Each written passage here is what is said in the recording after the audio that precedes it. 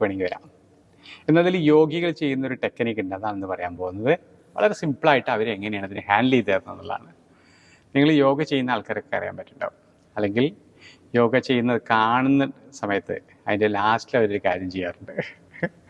എന്താണ്? ആദ്യം ശവാസനത്തിലേക്ക് കടന്നിട്ട് യോഗ കഴിഞ്ഞതിന് ശേഷം ശവാസനത്തിൽ കിടന്ന് നേരെ കൈകളൊക്കെ വയറിൻ്റെ മുകളിലേക്ക് വെച്ച് ഇടത്തെ കാൽമുട്ട് മടക്കി വലത്തെ കൈ തലയുടെ മുകളിലേക്ക് നീട്ടി വെച്ച് വലതുവശം ചെരിഞ്ഞ് കിടക്കുന്നുണ്ട് കുറച്ച് നേരം.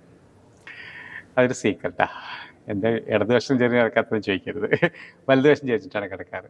ആ കിടന്ന സമയത്ത് അവിടെ നടക്കുന്ന സംഭവം എന്താണെന്ന് വെച്ച് കഴിഞ്ഞാൽ, വലതുവശം നമ്മൾ ചെരിഞ്ഞ് കിടന്നു കഴിഞ്ഞാൽ നമ്മൾ ഇടത്തെ മൂക്കിലൂടെ ശ്വാസം എടുക്കുകയും ശ്വാസം വിടുകയും ചെയ്യാം. ഇടത്തെ മൂക്കിലൂടെ ശ്വാസം എടുക്കുകയും ശ്വാസം വിടുകയും ചെയ്യുമ്പോൾ മനസ്സ് ശാന്തമാവും. മനസ്സിനെ ശാന്തമാക്കാനും ടെൻഷൻ കുറയ്ക്കാനും സ്ട്രെസ്സ് കുറയ്ക്കാനും ഡിപ്രഷൻ മാറ്റാനും